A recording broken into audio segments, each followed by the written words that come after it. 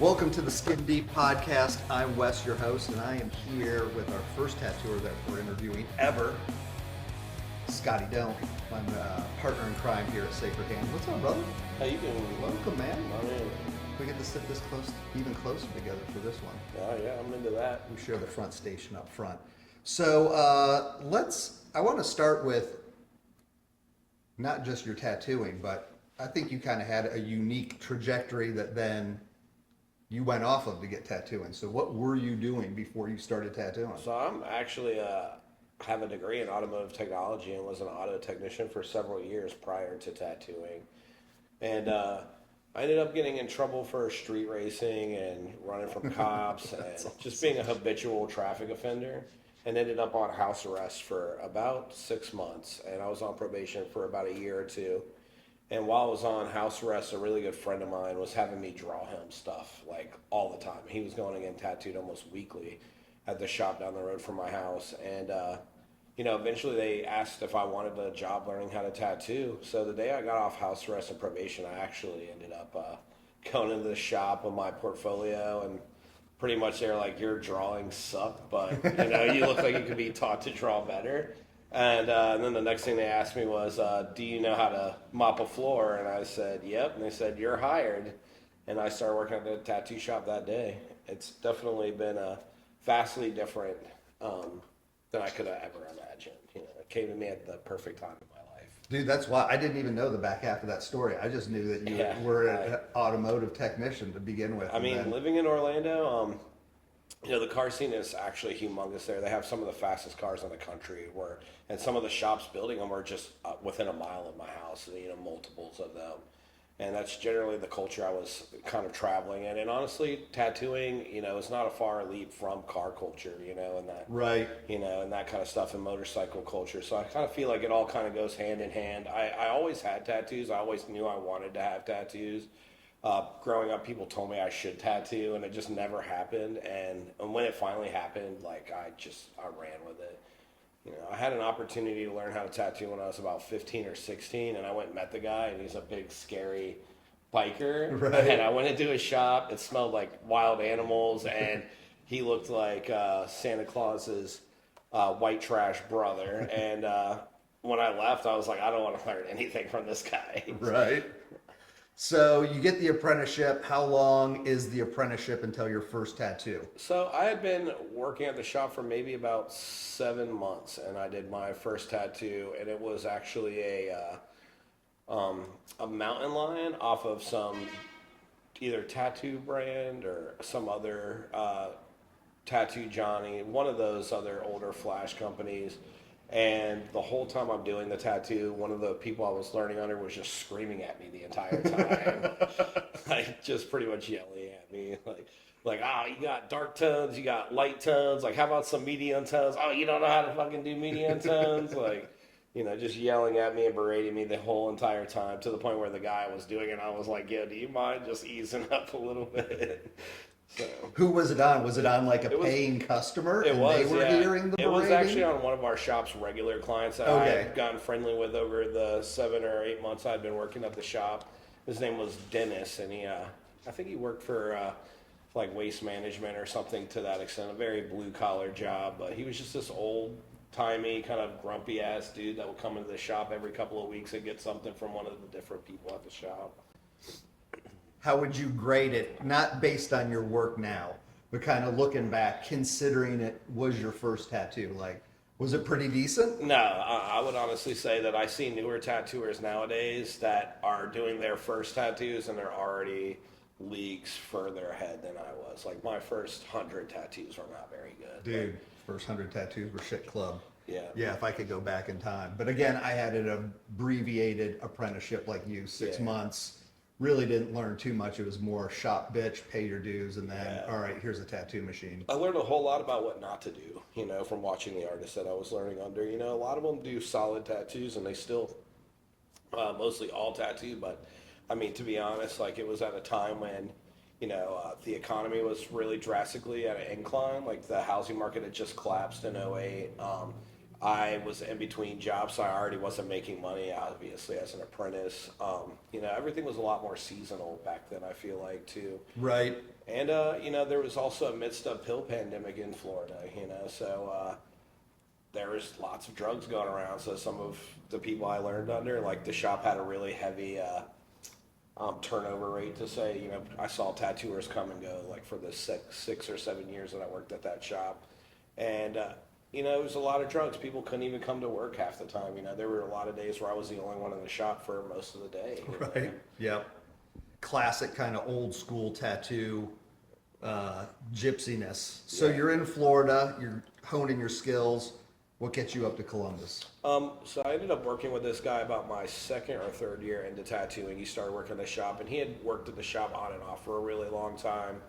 And, we became really close. He kind of helped guide me, on being a better business person. And already worked in restaurants, so I was familiar with the service industry, but he also just kind of helped tune me into giving a better customer service. And he always just kind of was the dude that, would always be there to kind of help guide me and give me advice and stuff. And he got fired from our shop and ended up moving to Ohio. And over the year and a half, 2 years before I came and visited, the first time we stayed pretty close and we talked all the time. And eventually invited me to come and do a guest spot up here at a shop here in Ohio. Oh, cool. And then I came up, I had a great time, I made a bunch of money, went to concerts. Ohio was a lot cooler than I thought it was going to be. I'd never been to Ohio, I didn't know what to expect, I think a lot of people experience that. Like, I think they think we're just some, Farm town. yeah, cornfields and tipping cows, and don't realize, especially Columbus is. I mean, he was like, dude, we have the Buckeyes here. I was like, we got deer in Florida too. Like, what are y'all going on about? And so he finally brings me up, and I had a great time. And then, maybe about a month or two later, he hit me up and asked me if I wanted to come back. And I came back like a month or two after my first one, did another guest spot. It was like closer to winter time, so I got to kind of see what fall looked like and how nasty winter can be. And honestly, I had an even better time the second time, and I ended up getting offered a job up here. And after I went home, I moved out of my house, moved back in with my parents. I packed up all my stuff into a storage unit, and then probably about 2 months after that second visit, I ended up moving here. Like, it happened really quick. Dude, that's awesome. So, and we'll get to some of your tattoos, which I definitely want to showcase and everybody's going to want to see.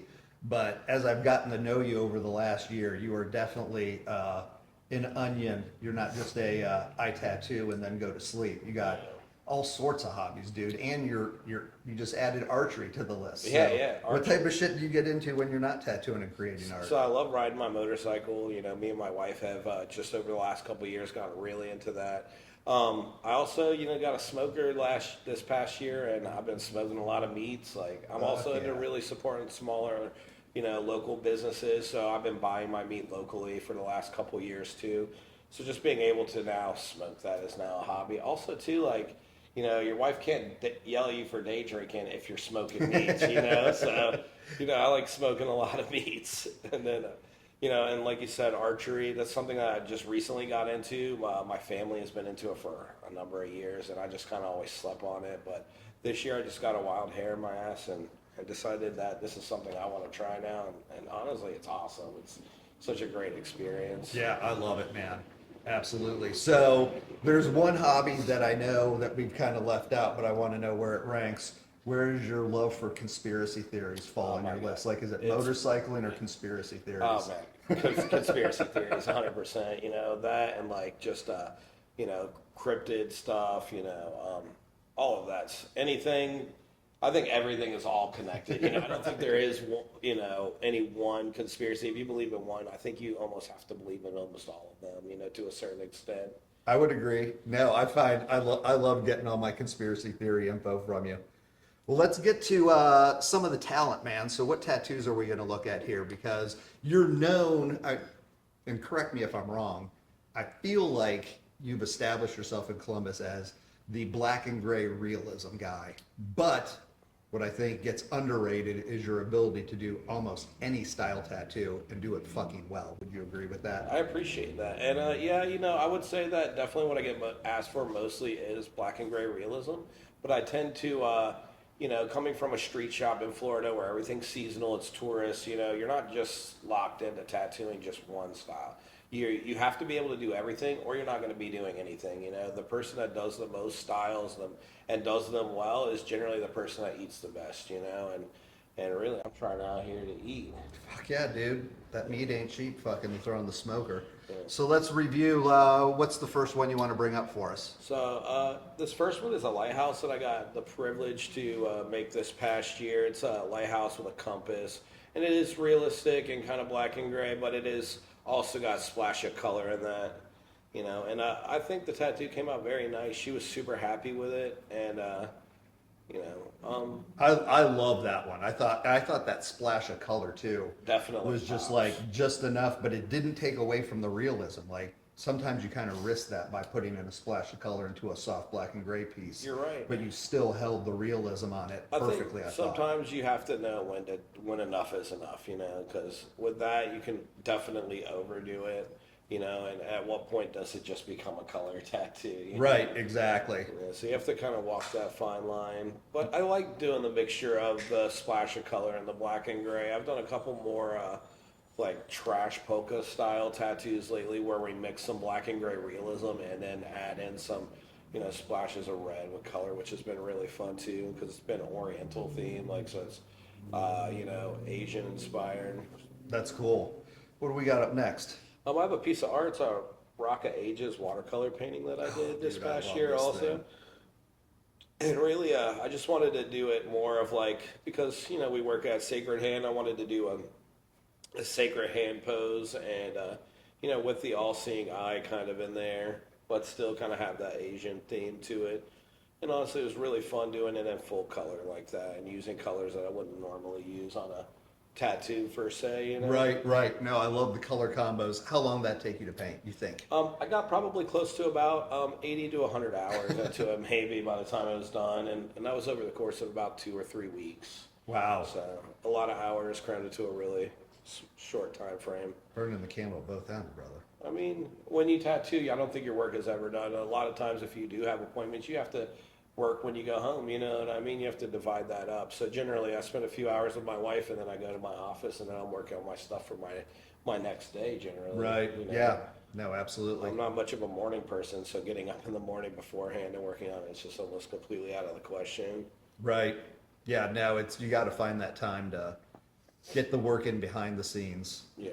What do we got up next here, amigo? I have a portrait of my mother-in-law that I did on my wife this past year on Mother's Day. And I just really genuinely love doing portraits, trying to capture that thing that kind of makes that person look like that person, Like, I feel like you can trace it, but the tracing doesn't always necessarily do it justice. I think understanding how to translate the information that you see in a photograph and understand how that translates on skin, I think is a nice challenge. It's something that I enjoy doing. So I have a question on that. And correct me if I'm wrong. On the previous episode, I was kind of talking to Nathan from, I don't do portraits. My brain kind of looks at it as it's actually, as much as it looks like the most ultimate artistic endeavor, I kind of think by the way I see you guys do it in these segments, that it's actually not that artistic. It's almost mathematical. Yeah. And again, this comes from not a tattooer. Like, you talk about interpretation, but like, what's your mindset and how you're going to do this? Because ultimately you have to replicate what's on the photograph, right? But in a different medium.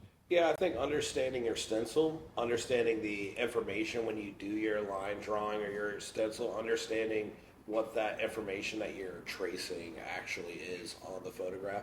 I also think slow is honestly going slow, and starting light is honestly the foundation of being able to do a solid portrait. Like being able to look at that information and then just slowly kind of build up those tones and those contrasts, and without overdoing it. You wouldn't want to go in and I wouldn't recommend just going in with like your darker tones and immediately start pounding those in there. I like to just gradually build that up over time, and Just, work slowly, work slowly and work efficiently. And again, I think having a good line drawing and understanding what that information on your line drawing is on the actual tattoo, like understanding how to translate that Right. into a tattoo. But I feel like, obviously when you're doing portraits, it's not so much of a drawing thing, you're not drawing that, you're tracing it right off of the direct image. Right. So in certain aspects, it is easier than say like a traditional tattoo where you have just clean, solid lines, heavily saturated color. I think that in itself is even probably more challenging for some people. I think black and gray, you have a little bit of wiggle room, you know what I mean? If you accidentally make something a little too dark, you can actually bump up the contrast to kind of factor that out, and because you're not really using a lot of solid line weights, you're not using a lot of necessarily heavily saturated color on it, in black and gray realism. I don't feel like you're not using all of your fundamentals of tattooing necessarily. You're using some of them, but again, you can always gradually darken stuff up when you're Right. doing that. And whereas, like, if you do a traditional tattoo, that is honestly a lot more technical and difficult. Having a really solid line and then, really saturating that color and getting the black where it should be. I think it's honestly for me a lot harder than doing portraits a lot of times. Yeah, which I totally understand, but also blows my mind only because I can't do a portrait. Like I get where traditional definitely because it's not my go-to, requires a lot of focus and a lot of color studies, but then yeah, it's completely opposite of the portrait. So, but yeah, no, you nailed this portrait. What do we got up next, man? There's another little painting that I did like a while back of just a smile now, cry later, which is a really famous design. I don't know who did it first. I know Freddie Negretti was one of the earlier tattooers to really make that design popular. Greg Irons did it quite Yep. a bit. A lot of that West Coast stuff is really what heavily influences like my tattooing and also like the black and gray stuff that I like to do was really heavily influenced by West Coast tattooing and like the Latin American tattooing, which I really love. Um, I also really love doing lettering tattoos. Like the next thing is a lettering tattoo that I did for a memorial, and I don't get asked to do it nearly enough. And there's so many like people that are just so phenomenal at doing lettering tattoos. The best I can hope for is to somewhat emulate these people that I look up to that are really just absolutely crushing it at doing lettering. I would say, dude, for not being somebody who solely does lettering like some of these guys you're talking about, like the Big Me's and the BJ Betts. I mean, the fact that you can pepper in lettering that clean and that dynamic impresses the fuck out of me. I appreciate Like that. that stuff is fantastic. What do we got up next, man? Is another portraits of a guy's parents that we did. We did this in like two separate sessions. I believe we did his father first, and then he came back like probably about 3 weeks later, and we added his mother to that. But it fills out his pec pretty nicely, and you kind of get to see what it looks like more settled into. And the thing that's always kind of misleading too about photographs is sometimes the people are like much darker in complexion than what the photograph even looks like, So I think sometimes you're able to even see the image a little bit more clear in a photograph. Yeah, Excuse so me. like how clear does the photograph, do you need like just an absolute precise clear 4K definition I or would recommend that, but at the same time now we live in a day and age where technology is moving so fast, and I feel like there's so many apps now that you have so much technology at just your fingertips, that there are apps that clean photos up and really sharpen them, bump up the resolution using like AI technology. It's really a lot easier nowadays too. I mean, hell, they got apps that do your line drawings for you now too. Where back in the day you would have to print it out, do the line drawing, blow it up, shrink it down. There's just all these extra steps. I think having the iPad now and now living in more of a digital age has really streamlined a lot of the process. And I think that's honestly how like a lot of these younger tattooers are getting into tattooing is because there is so much information, there's so much technology. Agreed. And everything is just so much more within grasp where, maybe 15, 20 years ago, it was a little bit harder to come by information, now everyone's just willingly sharing that, right? You got YouTube and internet, like Instagram, and there's so much information, so much technology out there to just really make our job more easy, I'd say. Oh, 100%. It's What's next? we have another painting that I did. It's a watercolor painting that I made for one of our coworkers, Skoty, for Christmas. Every year we do that art trade where we all paint something and Yep. give it to somebody like a secret Santa. And I just really, that's probably my favorite medium is honestly doing watercolor, like liquid acrylic on cold press. There's really nothing that compares to it. You know, drawing on the iPad does not even come close, you know. And I never really got into oils or just regular acrylic painting. I think watercolor is really what I excel at, you know. It looks great. Yeah, and I know he loved that, man. Yeah, we did like actual gold leaf in that one too, which was my first time ever actually trying to gold leaf anything. You know, I don't come from a sign painter background or anything like that, so I've never really have ever tried using gold leaf or. Yeah, that was risky because gold leaf is fickle, man. It is, yeah. I know. I did a couple practice things before I jumped on my actual painting. I put a bunch of time into it. Like I think I got about 60 or so hours into his painting. Oh wow. You know, and then after that, I think we got some more lettering designs that I did. Again, I really enjoy doing lettering. I like the challenge of trying to calligraphy something and then putting it on skin where it actually, you know, flows with your body properly. It doesn't look stiff, you know, like computer lettering. Excuse me. Yeah, that's a whole art unto itself, man. Yeah, definitely. You know, there's just so many people that do it well. And I mean, I think now with the internet, I think everything is, you know, you get to see hundreds of versions of something as opposed to, you know, maybe 15 or 20 years ago you were limited to what you could find on like Google or Yahoo or whatever. Right. You know. Yeah, social media has definitely changed the game for sure. You know, I think definitely it's made the world a lot smaller and it's made the industry a lot larger, you know, for Yes. sure. Yeah, that's a great way to put it. I would agree. I got the next thing is just a little handkerchief that I did, you know, with a ballpoint pen.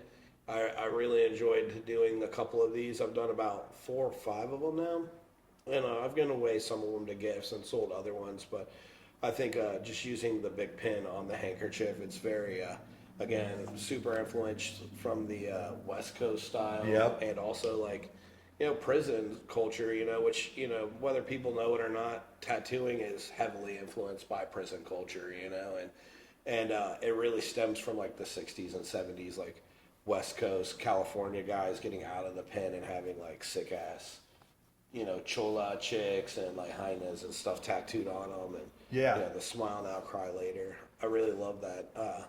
Also, religious imagery, I really like that a lot as well.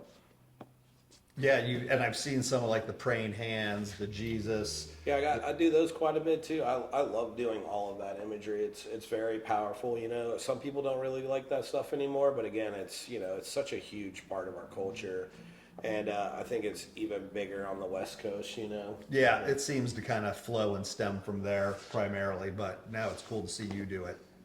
What do we got up next? We have a portrait of John 5 that I did recently, and it was a lot of fun.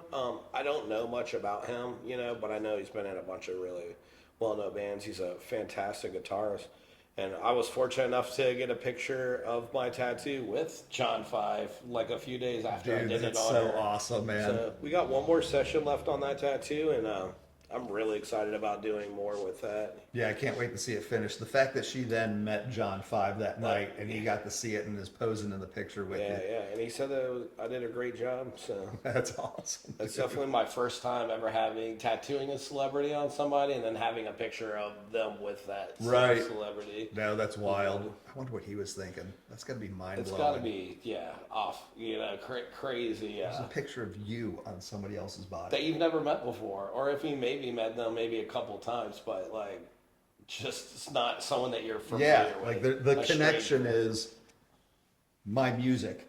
I feel like Joe Rogan was talking about that because obviously a bunch of people have done like portraits of him on people now, and he just always seems blown away that people get his face tattooed on him. It's got to be mind blowing, man. Absolutely. Joey has Yeah, his face yeah, tattooed on a complete stranger too, you know, which I thought was pretty wild as well. Dude, that blows my mind. Yeah, but done by a person he never met on another person he's never met, you know, it's just Zero connection. Yep, so awesome tattooing is really magical in that sense, you know. It is. There's yeah, magical's the right word, man. Yeah, it is. There's something in tattooing that you're not going to find in any other service industry or any other art form, you know. Yeah. What do we got up next, brother? We got a realistic portrait of a vampire lady that I did. It's a color portrait, which is not something that I get asked for with any kind of regularity. So it brings its own set of challenges because not only am I now trying to do it kind of realistic, but now I'm having to think about color composition and like complementary colors and, you know, overall trying to get that look without making it look too, I don't want to say cartoony, but like too illustrative, you know, but still capturing that realness to it. Right. Yeah, no, I love that. She's a really great client. I've done other color realistic stuff too. I did a Michael Myers on her like a few years ago, and her husband got some other horror stuff done in color realism on it. Like we did the front of the boat from that Voyage of Demeter on him. Excuse me. We did that the Nun. Yeah, from the dude. newer horror movie. Yep. On him as well in color. And really, I've only ever done a handful of actual color portraits of people. You know, I mostly color portraits, you know, animals and such. You Yep. know, I would say, but it brings its own set of challenges, which I also really enjoy. Just my clients trusting me enough with their challenge. You know. Right. And this is going to sound like a shameful plug, and it is, but another thing that you and I have actually done is mix my patches with your portraits. Yeah, And we we did currently have done 2. Did that change at all by adding the element of me being involved into how you tackled the Darth Vader or the Prince portrait? It did, but not in a negative way at all. You know what I mean? Like, because we kind of both do our own thing, and you can always re-stencil the other portion, you know, once to one side. And honestly, I love the look of that. I can't wait to do a couple more of those. And I did step out of my comfort zone and did a color portrait of Darth Vader with that last Right. one that we did, you know? Yeah, that was the Darth Vader one. I thought both of them came out great. Yeah, absolutely. Especially the Prince. I don't know if everybody's going to be able to tell with the picture that we show, but that was actually in kind of a tight area. It was inner thigh, and it's not that big of a tattoo. No, it's really small. That It's like portrait. smaller than hand size, I would say. Smaller than hand size The whole portrait. tattoo, I would Yes, say, was smaller than as hand size. absolutely. And yeah, like you said, it's in a very tight area. You know, she's also heavily tattooed, so we are working around a lot of her pre-existing tattoos. Yep. You know, when you get to that certain point of being covered, like you got quite a bit of tattoos. You know, I would imagine that trying to fit something into certain spaces are probably equally as challenging. You know. Yeah. Both of those were fun. So if anybody wants to get a collab, we have pre-designed ones, but we're also willing to take any ideas. Yeah, we got probably close to 20 of them ready to go. 20 ready to go, but we'll take anybody's ideas. So anything kind of big on the horizons, whether it's personal, like you got goals, hobbies, or is there a project of any variety you're super stoked about? I've been working on this project with this coffee company. I'm hoping that probably here in the next soon, we're going to be probably starting to do all of our packaging and merchandising, and then it's going to be through drop shipping. It's called 26 Defender, and it's one of my really great clients. I've tattooed him a bunch. I tattooed his son quite a bit. I even did a little one on his wife, you know, and I feel honored that they felt so inclined to ask me to be a part of their new project, you know. That's awesome, dude. Congrats on that.